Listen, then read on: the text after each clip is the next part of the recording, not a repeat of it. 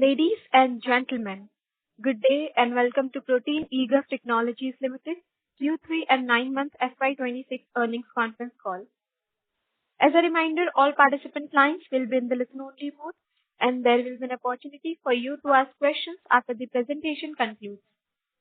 Should you need assistance during the conference call, please signal an operator by pressing star, then 0 on your touchtone.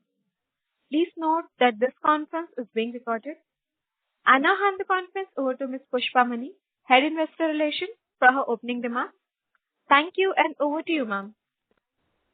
Thanks, Ikra. Good afternoon, everyone. I welcome you all to the Q3 and 9-month FY26 results discussion. You must have received the results, press release, and investor presentation of the company, which is available on BSE and NSE, as well as on the company's website. As usual, we will start the forum with the opening remarks by our Managing Director and CFO, and then we will open the floor for the question and answer session. If any of your questions remain unanswered due to paucity of time, you may reach out to us afterwards.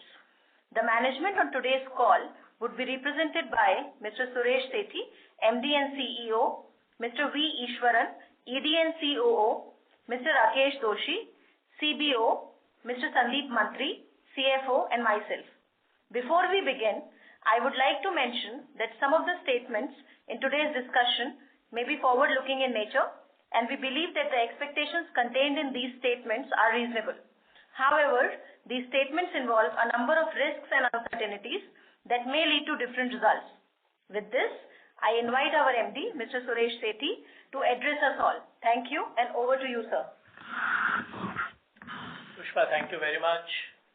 Good afternoon, everyone, and many thanks for joining us today. As India's digital economy continues to expand, the importance of trusted population-scale digital infrastructure has never been greater.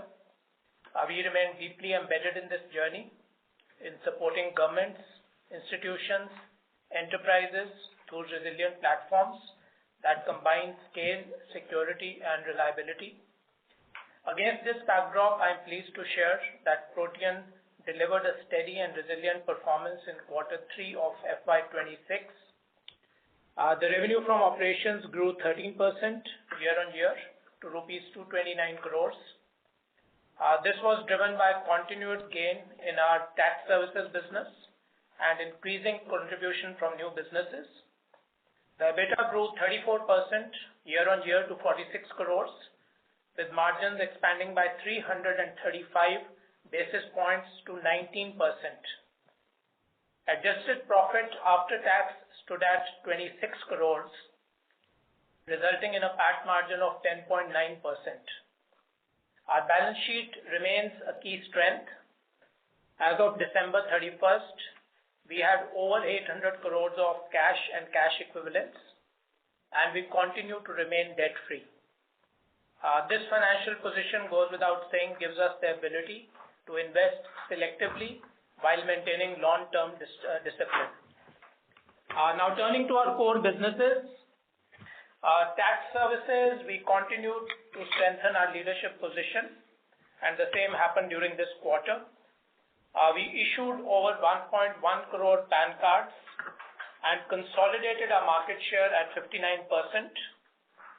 The growth was supported by an overall increase in PAN issuance following the extension of the Aadhaar PAN linkage deadline, along with the sequential gain in market share. This reflects the trust that citizens and institutions place in our systems and our ability to deliver reliably at a national scale. The CRA business demonstrated steady performance. At a macro level, the pension segment is entering a new phase of structured growth. Multiple regulatory reforms have been introduced, primarily focusing on significantly expanding pension penetration, particularly in the non-government sector. The regulator has guided a shift towards an AUM-linked charge structure with the objective of increasing overall assets under management. The introduction of multi-scheme framework and withdrawal flexibility are some of the important steps towards creating sustainable economic and broader coverage over the long term. We onboarded over 35 lakh new subscribers during this quarter and captured 94% of the incremental market additions. We continue to hold a dominant 98% market share across NPS, APY, and UPS.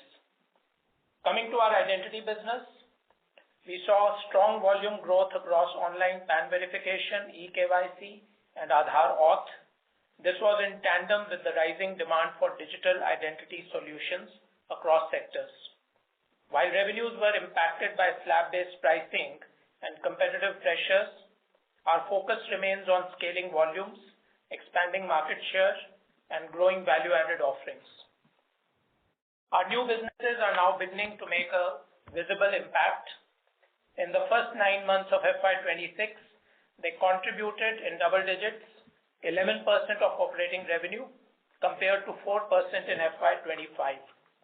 We continue to expand across multiple open digital ecosystems spanning insurance, health, agriculture, education, and identity. This diversification strengthens our role as a platform builder across multiple high-growth sectors. Further, we have successfully completed the first phase of the UIDAI mandate and operationalized 34 Aadhaar Seva Kendras across 19 states and union territories. The revenue generation has commenced and early performance is in line with expectations, providing visibility on stable and recurring revenues. Further, we also expanded our international footprint. We won a strategic level national mandate valued at 25 crores to implement the digital public infrastructure for the Ethiopian agricultural ecosystem. As a system integrator, Protean will deliver an AI-powered digital platform covering end-to-end design, development, deployment, and support. With this engagement, we have now secured 4 international mandates across 3 markets. Our turnkey projects pipeline remains strong. The unexecuted order book stands at over 1,600 crores, nearly twice our annual revenue.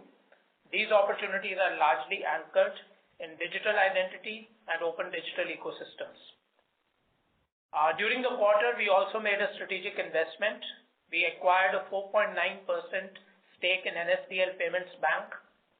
As India's digital banking ecosystem scales up, payment banks are evolving into technology-led platforms, driving last-mile financial inclusion. NSDL Payments Bank clearly exemplifies this shift. Our investment positions us to collaborate closely with the banking team in co-creating replicable and certified digital banking technologies with the ability to deploy them across the entire BFSI industry and secure cross-sell opportunities. The bank's focus on secure and accessible services for underserved segments also aligns with our broader commitment to build inclusive financial infrastructure. To conclude, Protean is poised for sustained growth. We are backed by strong fundamentals, deep domain expertise, and a growing portfolio of transformative initiatives. As we look ahead, we remain steadfast in our commitment to advancing inclusive growth, strengthening India's digital infrastructure, and creating long-term value for our stakeholders. Thank you for your continued trust and support. With this, I will now hand over to Sandeep to take you through the financials in more detail. Thank you. Thank you, Suresh, and good afternoon, everyone. During the quarter, I guess India's digital public infrastructure ecosystem continued to gain momentum across all sectors, be it education, health, infrastructure, identity, tech, financial services, and everywhere. I think we can see the digital public infrastructure ecosystem continues to grow at a steady rate. During the quarter, Aadhaar authentication and eKYC volumes remained strong, reflecting sustained adoption of digital identity across government and private sector use cases. In the tax ecosystem, increasing use of data analytics and tighter PAN Aadhaar integrations are driving higher compliances and formalization. Overall, policy momentum around interoperable population-scale digital registries continue to expand the opportunity landscape for trusted technology providers like us. Now I will take you through the financial performance for the quarter and 9 months and also share some perspective on what is driving these numbers.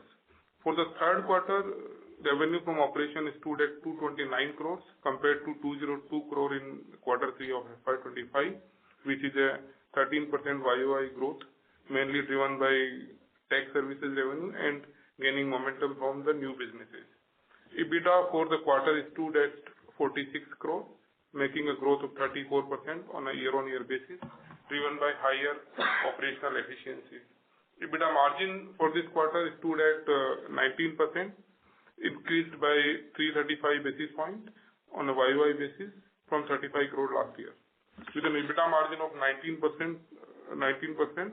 reflecting a 335 basis point year-on-year expansion. Adjusted profit after tax for the quarter stood at 26 crore with a PAT margin of 10.9%. The adjustment was for one-time statutory impact of 4 crore due to new labor code.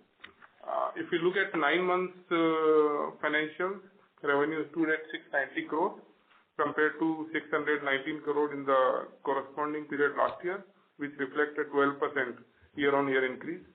EBITDA for the period stood at 135 crore with EBITDA margin of 18%, which is a growth of 103 basis points on a YOY basis. Adjusted profit after tax stood at 74 crore. Overall, the number reflects consistency and disciplined execution across businesses. From an operating perspective, PAN volume increased during the quarter, as rightly said by Suresh, on the back of sequential gain in the market share and overall growth in PAN issuance. Pension enrollment during the quarter remained healthy, supported by strong addition across schemes. Identity-related transactions such as KYC, Aadhaar authentication, and online PAN verification continued to track broader digital adoption trend with the growth in volumes across most of the ID products. New businesses are also becoming more and more visible in the numbers, with 11% contribution to revenue in 9 months as compared to just 4% in last year. The contribution from new businesses is increasing on the back of multiple RFP projects won over last couple of years, now moving into active execution. With respect to our Aadhaar project, it is progressing well as planned. We have completed the first phase of the rollout with 34 Aadhaar Seva Kendras now operational and beginning to contribute to revenue. The early traction we are seeing is encouraging and providing us improved visibility on a steady and sustainable revenue stream as far as ASK business is concerned. From a balance sheet perspective, we remain in a strong position and continue to operate with zero debt, with 800 crore in cash and marketable securities, which gives us flexibility to invest in technology, capacity, and execution while maintaining a financial discipline. During the quarter, we continued to invest in readiness for large mandates, including technology upgrades and selective capacity build-out. These investments are aligned with supporting growth as projects scale and move into larger phases of execution. To sum up, the third quarter reflects steady execution, improving operating leverage, and a gradually broadening revenue mix. As newer engagements mature alongside our core businesses, we believe the company is well positioned for the period ahead. With that, we can open the floor to Q&A session. Thank you so much. Thank you very much. We will now begin the question and answer session. Anyone who wishes to ask a question may press star and 1 on their touchtone telephone. If you wish to remove yourself from the question queue, you may press star and 2. Participants are requested to use handsets while asking a question. Ladies and gentlemen, we will wait for a moment while the question queue assembles. The first question is from the line of Bajrang Bafna from Sunidhi Securities. Please go ahead. Congratulations for good operating performance for this quarter, sir. My first question pertains to if we see the run rate now, we see for last 2 quarters the EBITDA run rate is almost 30 crore per quarter, and which is almost we were running at 16-17 crore sort of EBITDA for previous 4-5 quarters. So we are almost back what we were there in probably a year or 2 years back kind of EBITDA run rate. So now with the 1600 crore order pipeline that we are having, And even if our traditional business, grows steadily, maybe 8-10%, but the new business which is catching up faster, what sort of run rate, we can expect going into coming quarters? So if you can just broadly guide on that count in terms of new business propositions that we are having, will be really helpful. And my second question pertains to other income. Still, we are holding 800 crore sort of cash, but in this quarter, the other income has fallen to almost 10 crore rupees. Any specific reason for that, if you could clarify? Thank you. Sure. Thanks, Bajrang, for the questions. Great questions. With respect to run rate, we are right now running at about 230 to 250 crore for the last 2-3 quarters. This run rate is going to continue, and I guess, with the ask revenue comes into play after a couple of quarters on a full scale basis, we will have addition of another 40-50 crores into run rate for sure. So 220 to 250 crore is the run rate which is currently, but I think once the ask project is fully operational, we would have more revenue, which run rate can go up to 270 to 80 crore. So this will be visible from next quarter, because I think this quarter was the rollout of the Ask centers, Aadhaar centers. So maybe next quarter we'll be having. Okay. We have to roll out 190 centers, out of which 34 are already rolled out in this quarter. By September, we should be able to roll out everything. I think from a Q3 or Q4 of next next year, you should see the run rate going up significantly. So close to 550 crore sort of per quarter run rate will be there once we roll out the entire 190. No. It is 50, close to about 270 to 80 crore per quarter. No, the revenue run rate. I think it's 1200 crore order spending for 5 years, right? Yeah, it's 5 years. Yeah. So per year it will be 200 crore now. Correct. So 50 crore per quarter. That is what I was saying. 50 crore per quarter. That's broadly, right? Yeah. Yes. And sir, other income part?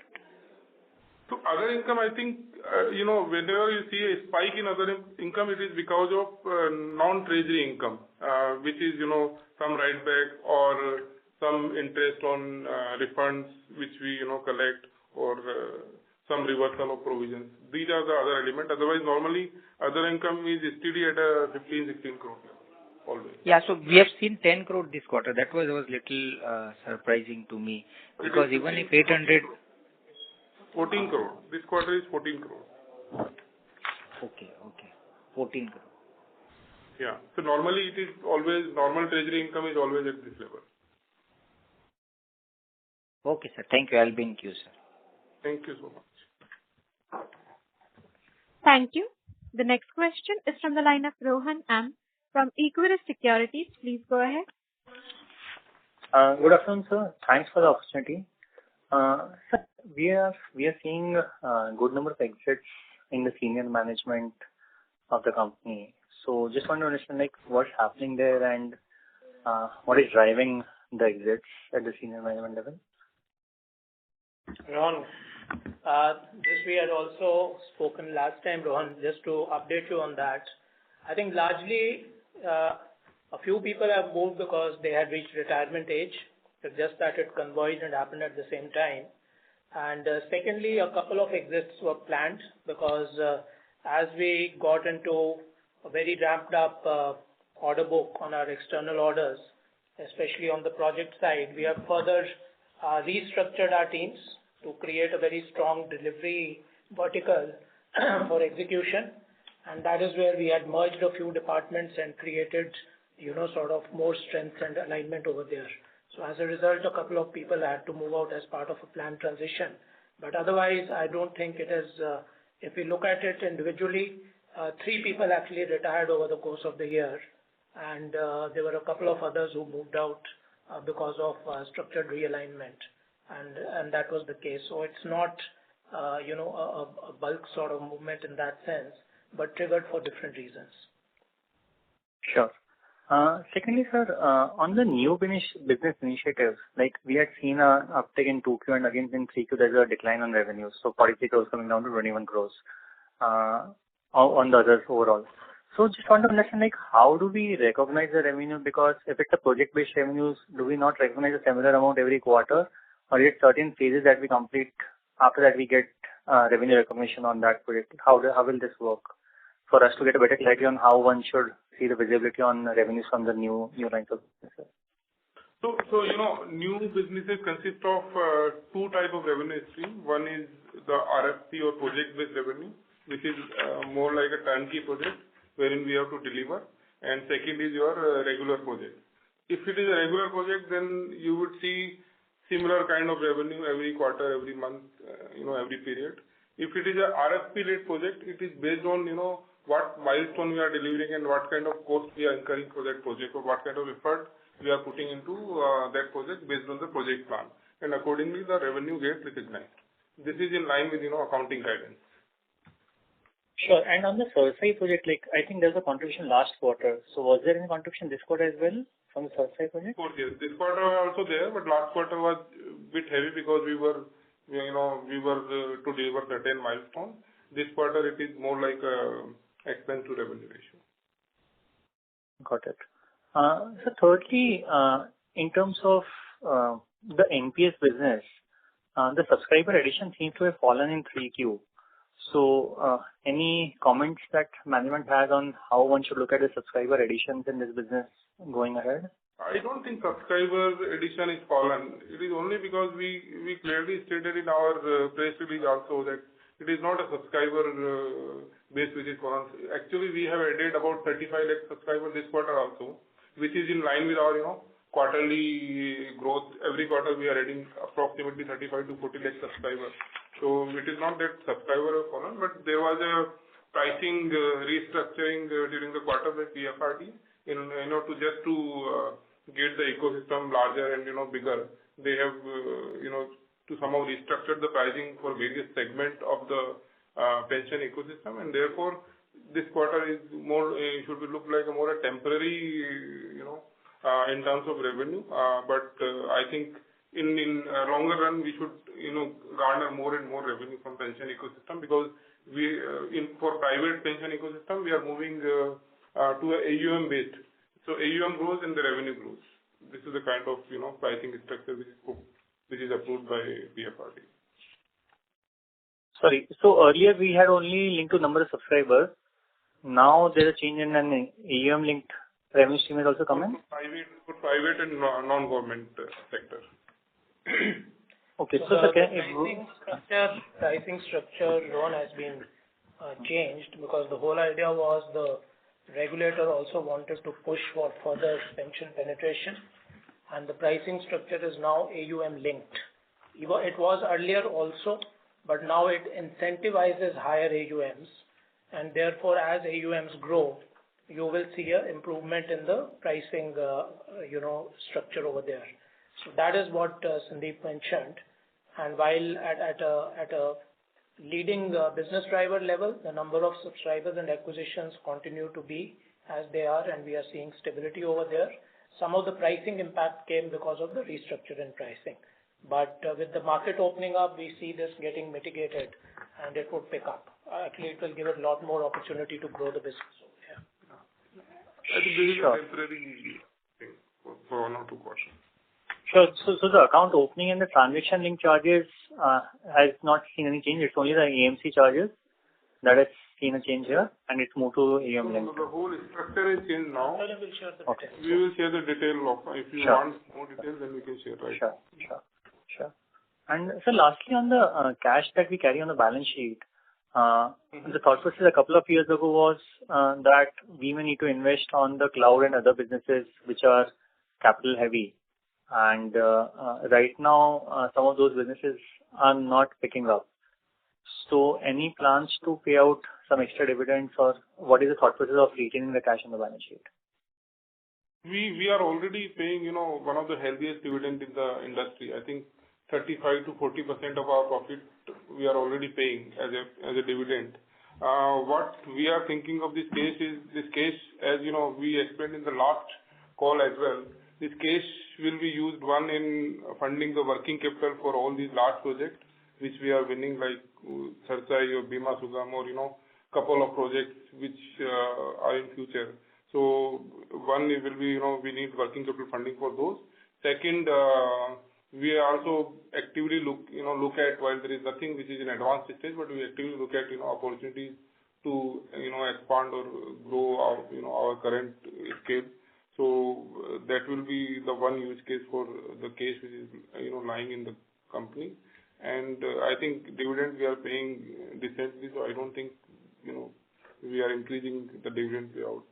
There is no thought process on that. Sure. Thanks. Thanks for the opportunity.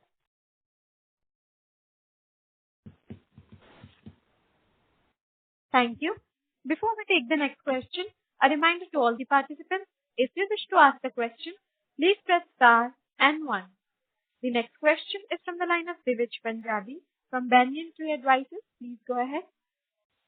Yeah, hi. Thanks for the opportunity. Just a few questions.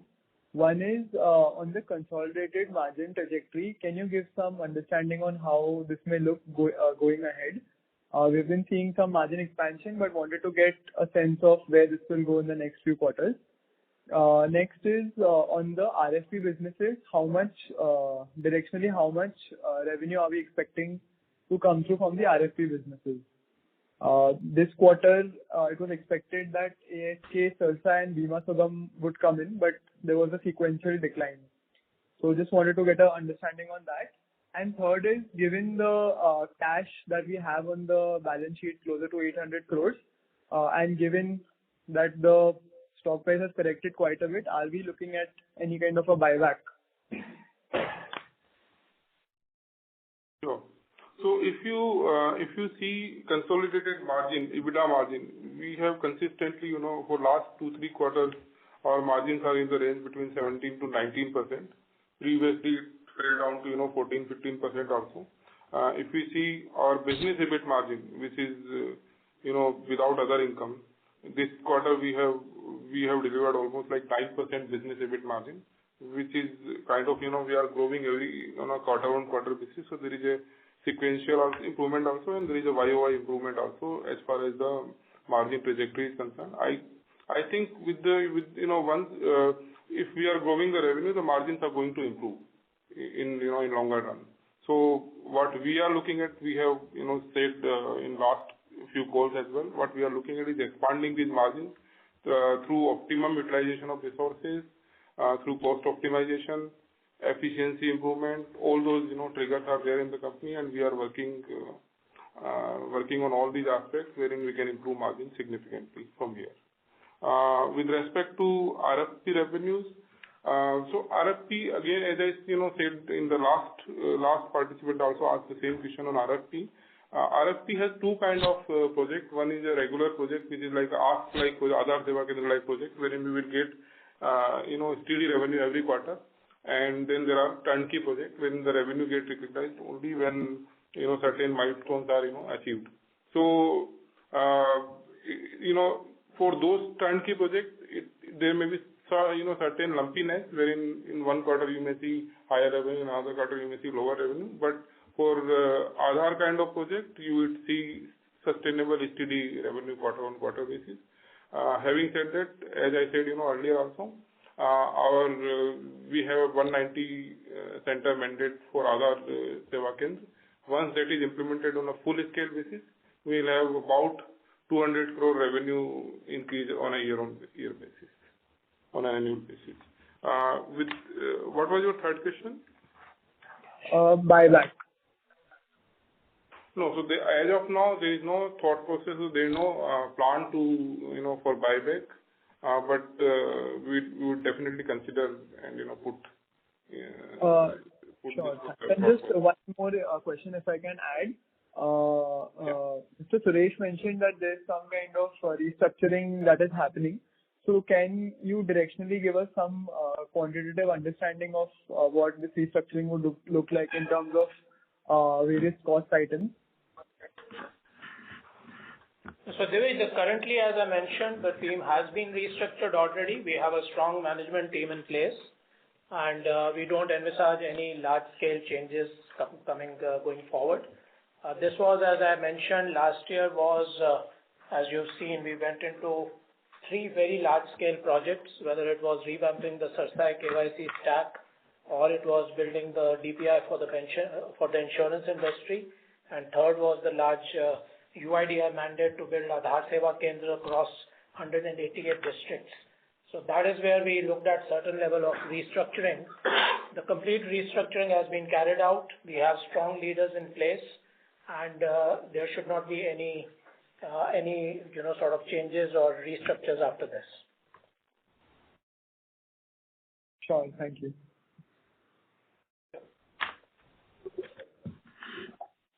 Thank you.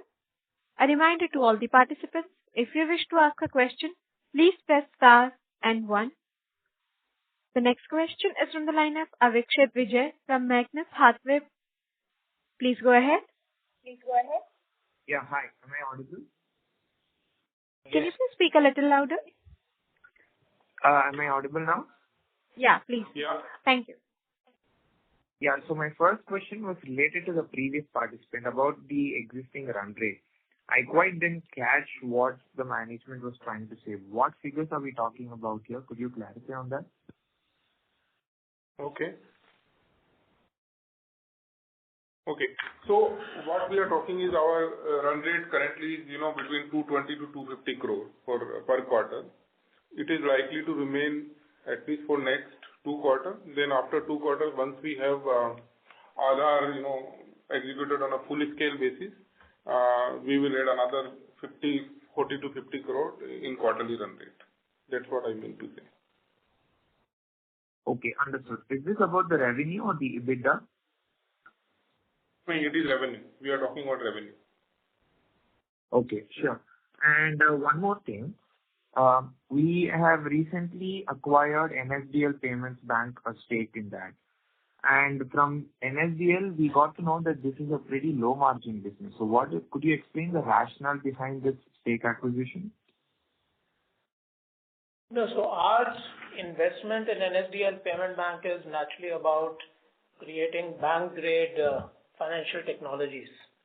And as I mentioned earlier, it gives us the chance to work with a product and a compliance team from the bank and co-create products and technologies which once deployed in NSDL Payment Bank as an anchor customer become certified banking technologies and gives us the leeway and the ability to leverage and cross-sell across the entire BFSI ecosystem. So that was in essence the strategic partnership we set up with them. Along with that, naturally payment banks, as you know, are largely distribution-driven organizations. NSDL Payment Bank today has a national footprint. We again create and support digital public infrastructure at a national level. And as a DPI organization, we also run a very strong pan-India network. So we also see synergies between the two institutions in bringing their physical outreach and our digital technologies to create a very strong digitally enabled last mile network. So these are some of the strategic wins we see coming together. Other than that, I would not comment on the banking products margin because that would be a very different lens over there. We are primarily talking about being there as a service provider and having a network alignment with the payments bank. Understood, sir. Thank you so much. Those were my questions. Thank you. Ladies and gentlemen, anyone who wishes to ask a question may press star and 1. The next question is from the line of Bajrang Bafna from Sunidhi Securities. Please go ahead. So, sir, if you could just throw some light on the project pipeline. We have got a large mandate from Aadhaar recently and which we are rolling out right now. Maybe national or international, if you could throw some light on what sort of project pipeline that probably we are targeting right now and when those can fructify, maybe over next 12 months time frame. Thank you. No, so 3, as I mentioned, when I said unexecuted order books, these are projects which are live and running. As Sandeep had explained earlier, quite a few of the turnkey projects are multi-year projects because you have a part where you are developing and deploying it from a technology stack perspective, and then you have a managed services part which goes from anywhere between 4 to 6 years. So these are long-scale projects. Currently, when we look at it, even in the first instance of design, development, and deployment, both the large projects on Sarsai KYC and on Bima Sugam, we are at the early stage. Then we have a managed services contract under both these projects. Aadhaar Seva Kendra, as we mentioned, it was a project in which we were to set up Aadhaar Seva Kendras at a national level. And the first phase required setting up 34 centers across 19 states and union territories. And this will be followed by more. And this will be executed in 3 phases. We hope to complete the entire rollout by end of September, and which is where we are talking about the uptick in the revenues coming from this project. So all 3 are contributing projects. Currently, they will be contributing from a deployment and delivery point of view, and then we'll have a managed services component coming in. So these are the 3 large-scale turnkey projects we are working on domestically. The other large project which we just announced was a win which we had last month only, was in Ethiopia, where we are building the agriculture DPI for the country at a national level. Again, it is all about creating, farmer ID registries for land records. So very similar to, work that is happening in our country also over here. And that is again a project which is on a turnkey basis and will have a multiple year, revenue model associated with it. Okay.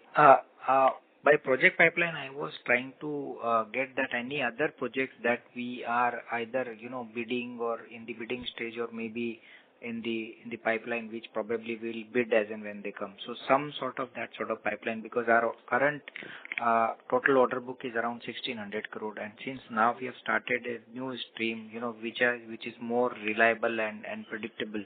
So on that line, any other projects that probably we are looking for and probably might come in the foreseeable future. So some guidance on that front will be really helpful, sir. So, Bajrang, the only thing is that definitely, you're absolutely right. There is a complete vertical which is now looking at whatever bids are there where we are qualifying, and our core competence and expertise matches that. So we are on a constant lookout. Areas for us are very wide, because when we look at from a DPI lens, we are talking about anything which is associated with identity, health, agriculture, education, skilling. So these are the sort of projects we are looking at, and any other national infrastructure projects around consent and data. So there is a pipeline on which we are associated, but will be difficult to call out since these are various, discussions which are, in the process, and I would not like to announce it at this stage. Okay, got it. And sir, there is a lot of buzz right now, across the globe about data centers, cloud services, where there is a huge requirement which is happening, not only in US but maybe other parts of the world. So what sort of preparation that probably you see in our country, because probably we are also lagging, in terms of data center build out in our country also. So any thought on that, where probably, this is a good line, but it's pretty nascent, and what sort of developments you see maybe in next 1 to 2 years sort of time frame where we can also garner a larger pie of this opportunity? So, Bajrang, I think cloud today is becoming as a very embedded strategy for any large-scale DPI institution. If we look at the Indian regulatory space, regulators are today very open to having hybrid or cloud-hosted infrastructure in place. And we ourselves have seen that experience, because we today work, for example, in the pension ecosystem, and the regulator is pretty open now to seeing that, from a point of view of scalability and agility, if there could be cloud-hosted solutions. Similarly, we see a strong thrust from MeitY, and you've seen it all, whether it is hosting, different app layers on the cloud, or likewise coming with the artificial intelligence-based, interventions coming over there. So I think India is very much part of the journey. India today also, as part of the budget, announced, measures clearly which were focused at enabling hyperscalers to further, build in the country. There is also a lot of sovereign thrust coming in wherever we are looking at sensitive data within the country, and that is where our entire positioning of our Protean cloud was right from the outset. And last but not least, for us, Protean cloud also becomes a very embedded layer of infrastructure, which we are sort of in a way complementarily positioning and proposing as part of the large bids where we go for turnkey projects. So cloud is definitely there to stay, and I think it's important that we build more layers of security and application into the cloud, and that is where the value add comes in. Got it. And sir, just broadly, a final question and thought process. We have been, the growth have been, consolidating between, let's say, 10% odd for us. If we see last, few quarters now, since we have a broader pipeline of almost 1,600 crores sort of order book, and already CFO sir has indicated Q3 onwards we'll see that kind of built up. So any broader guidance on the overall revenue growth, maybe from next 2 to 3 years perspective that, because we are moving towards, let's say, from 10% odd sort of compounding to maybe 20-25% sort of compounding, and also the margins have already inching up from odd 8-9% to we are already 14% in this quarter. So the trajectory, where the broader margin trajectory also, maybe a band, not a specific number, will be really helpful. If we'll talk about, let's say, 27, 28 year. So just aspirational number, if you could just throw some guidance on that, will be helpful. Sure. So, I guess while we are not giving guidance as such, but as we stated in last few calls as well, I am again, repeating for the sake of repeating. What we are saying is our existing businesses, which is tax, PAN and foundational identity businesses, continues to grow at a 8 to 10% rate, and our new businesses in next 2 to 3 years will contribute about 25%. Already we are at 11 to 12% in this year. So I think from 11 to 12% to 25% in next 2 to 3 years, we are aspiring for that kind of growth in new businesses. So you can calculate on the back of envelope. This is the assumption. Okay, and on the margins front, any broader because we are already hitting mid-teen mark right now. So yeah. Can we be towards, let's say, 18-20% sort of margin 2 to 3 years down the line? You are talking about EBITDA margin, EBIT margin, EBITDA margin? EBITDA margins. So EBITDA, we are already at 19%, if you see. So I think there will be an expansion. Other income. Without other income, okay. So there will be an expansion of 300 to 400 basis points, which is what we said last time also in next couple of years once we start growing our revenues at this scale. Got it. 300 to 400 bips over a longer term time frame. Over the longer term, yeah. Thank you. Thank you very much, sir, and all the very best. Thank you. Thank you. A reminder to all the participants, if you wish to ask a question, please press star and 1. The next question is from the line of Kunal Bhatia from Dalal & Broacha Stock Broking Limited. Please go ahead. Yeah, sir. Thank you for the opportunity. Sir, I had one question in terms of if in case of the CRA services, if we remove the impact of the pricing, what is the kind of growth we would have achieved on a normalized business basis? About 12 to 14% growth, I would say, if we remove the impact of the pricing. Okay. And so this normalization will start happening from the next quarter, or it will take a couple of quarters to get to that normal 12 to 13% kind of growth? Which you are talking about the CRA only? Yes, sir. Yes. So I think it will take one more quarter, I guess, and the prices will get stabilized. Okay. So there could be one more quarter of a flattish kind of a growth for the CRA services. I don't know whether it will be flattish or it will be, growth. But as I'm saying, it should start improving from here on. So Kunal, let me add a perspective to it. As you're all aware that we see it in public domain. The regulator is putting out some very, aggressive reforms out there with the whole idea of pension penetration. So whether it is introducing multiple scheme framework, which effectively is, personalizing or customizing products for various category of investors.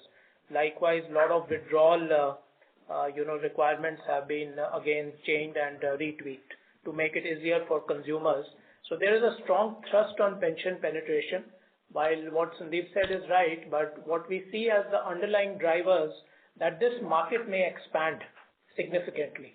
So the whole idea is if even the pricing is AUM linked going forward, so the AUM linkage and the movement into higher AUM incentivization will play out once the incremental adoption starts.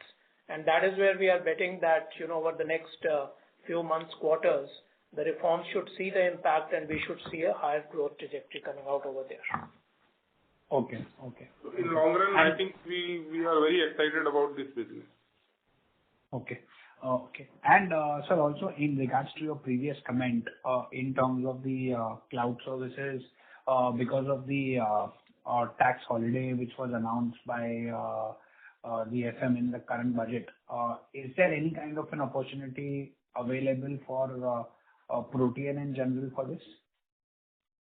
So I would say we are internally discussing and strategizing where we should, deploy our cloud, whether it will be, for our large project or whether we can, independently also sell cloud. So right now we are in a strategy phase for this business, but having said that, I think in next 1 or 2 quarters we should be clear about these businesses. So, but that will be in sort of a JV or something with the hyperscaler, or we would be able to do it on our own? It would be all kinds. I would not say only JV with hyperscaler, but it would be sovereign. We are keeping our options open to that extent, right? Because again, there is a strong thrust on sovereignty. So we also want to keep our own strategy very clear as a sovereign cloud, because that does give us a significant leverage, especially in the areas we work in from a DPI perspective. But at the same time, partnerships in areas where it works out will be something we will pursue. So keeping open options at this stage. Okay. And so finally, one bookkeeping question, sir. Where do we see the run rate for depreciation? And sorry, what was the reason for such a high jump on a YOY basis? So the run rate for depreciation will increase. I think right now we are at about 4.5% on revenue. So I think it will remain between 4.5% to 5.5%. And the reason for high jump is basically there were certain assets which we acquired in last year. The impact of that is coming in this year. Plus, we have our offices. We have shifted to our offices under new lease accounting method. We have to really depreciate those. Okay, so it is the India's impact. Yeah, India to some extent. Okay. Finally, yeah.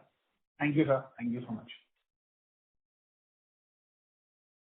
Thank you. A reminder to all the participants, if you wish to ask a question, please press star and 1. The next question is from the line of Guru Prasad from Share Giant. Please go ahead. So thank you for giving me the opportunity. First of all, I would like to congratulate on the excellent set of the results in a challenging environment. And I'm a bit concerned because under Mr. Sethi, the company has really done wonderfully well in spite of few hiccups. So I would like to know what are the continuity plans of the business, so if it can help a lot, giving some kind of comfort to investors. Sure, Guru. So Guru, this was a personal decision. We were working very closely with the board over a period of time to ensure that there is a smooth transition. For personal and professional reasons, I'm moving ahead, and the intention was to create a very robust succession planning in place, and that we have done, and we have moved forward with that. We've got as earlier mentioned, a complete strong leadership in place across all the verticals as we had restructured the organization sometime last year. And there is absolute continuity and we don't see any disruption, and the board and management has worked very closely in steering it and making sure it's absolutely seamless. Thank you, sir. It gives a real comfort from hearing from your mouth. My next question is on margin improvement initiatives. So what are the key initiatives that the company is planning so that the margin can improve over a long period of time? I think over here there are, by default, two aspects to look at. One is securing good, high-quality margin businesses. So a lot of our thrust till now, as we've always said, the core businesses are at a DPI level, whether it is in pension, taxation, identity. So one area in which the company is clearly building further is to get into more products and SaaS businesses, which naturally are, getting more monetization value at the application and innovation layer level. So directionally, that is one way of moving into higher margin accretive products for the company. The second area we clearly see is that while we still keep fueling the DPI growth in the country, we try to build the peripheral ecosystems around each of the large-scale projects that we are securing. And the other side clearly is cost control. So the company is definitely also working very closely to ensure there is maximum efficiencies. There is strong adoption of AI from a productivity perspective, from the way we do our businesses, and therefore it is a dual approach to make sure that we go for higher margin businesses and we keep our costs in control at the same time. So that is the plan to really see how we can create a superior performance out of whatever we are doing going forward. Thank you, sir. With your permission, my last question is on the international order pipeline. How is it looking, and any cues on when we can expect any big success from this? So the international order pipeline, Guru, again, there are multiple countries we are actively engaged with. As I mentioned, we now have a footprint across 3 countries. In one country, we've actually got now 2 mandates, and Ethiopia was a recent win. So there are multiple discussions. We can share with you offline also in some of the areas where we are at the last stages of evaluation. But at this stage, not in a position to announce, because until we get the mandate, we can't talk about that. But there is a broad-based engagement across the regions which we took as our preferred regions in Africa, in Middle East and Southeast Asia. Thank you a lot. Thank you, sir, and all the best wishes to you, sir. Thank you. Thank you. The next question is from the line of Viraj Mithani from Jupiter Financial. Please go ahead. Thank you for the opportunity. Am I audible, sir? Yes, Viraj, you are. Yes, sir. I would like to know can you give more color on the Ethiopian order, like size of the order and what kind of revenue would be booked and how it will be booked? So the Ethiopian order, Viraj, is totaling up to 25 CR.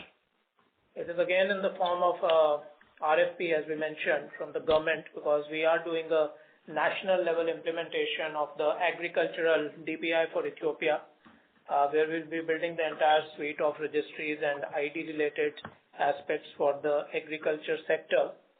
And this will be spread over a few years, 2 to 3 years, and the revenues will flow as they do with the natural RFP progression, right? There will be a period of development and deployment followed by a maintenance phase after that.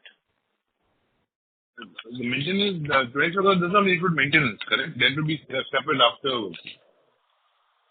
Yeah, but the total project value is within 25 CRs, right? So everything falls within that. Okay. Because these are bids we make, right? When RFPs, we bid for a project. So the entire accumulated cost of design, development and maintenance, all is taken into the bid. So the total size of the project is 25 CR. Okay. Okay. Thank you and all the best. Thank you. Thank you. We will take our next We will take our last question from the line of Rohan from Equirus Securities. Please go ahead. Thanks for the opportunity, sir, again. Sir, we had done a few tie-ups with banks on ONDC. While I understand that ONDC is not picking up right now, I just want to understand like what's happening to those tie-ups. And as we've seen in case of account aggregators, while the initial pickup was very slow, but in the recent couple of quarters, there's been a decent enough pickup on account aggregator as a framework and utilization. So what's happening on those ties with banks and other entities on ONDC, and what is our thought process for next 2-3 years on ONDC? So I think, Ron, ONDC definitely, again, we maintain and we have a belief that it's a revolutionary intervention in the market from a digital commerce point of view, and it has definitely, sort of also diversified into enabling open finance, mobility and transport, and there's also a services part to it. So we keep closely engaged. I think clearly the question is about adoption. We continue to remain engaged with the ecosystem from the early learnings we have of the technology and the stack that we built for ONDC. And yes, currently the numbers are not something which are sort of in a way substantial enough to do individual reporting on them. As the ecosystem grows and as we see some level of adoption and therefore outcomes coming from it, we'll be happy to share. But currently the visibility on ONDC is the same as is, I think, also shared very clearly by the ONDC team in terms of the the monthly numbers that they share on their website. The trajectory is not flat; they are growing, but that's where it is currently for us also. Right. But in terms of ties with banks, are we going ahead with the implementation for them? Whatever ties we've done? Each one of them, some are in POC stage because the banks are also seeing if there's adoption, then they'll put it on a full-scale basis. So these are, I think it's a chicken and egg, because if you see traction happening, the bank would push for it. Otherwise, the banks also do it in a very limited POC manner to just test the technology rather than to see actual, volume growth over there. Sure. Thanks, sir. Thank you. Thank you. Thank you. I would now like to hand the conference over to Mr. Suresh Sethi for closing comments. Over to you, sir. So thank you very much for a patient hearing, and thanks for all the questions which also help us to understand, the expectations and some of the, numbers that the community would like to have from us. So happy to also engage with you one-on-one and provide more information. But thank you very much and for the positive comments in terms of the results in this quarter. And we look forward to continuing with the same momentum in the year going forward. Thank you so much. Thank you very much. On behalf of Protean eGov Technologies Limited, that concludes this conference. Thank you all for joining us today, and you may now disconnect your lines.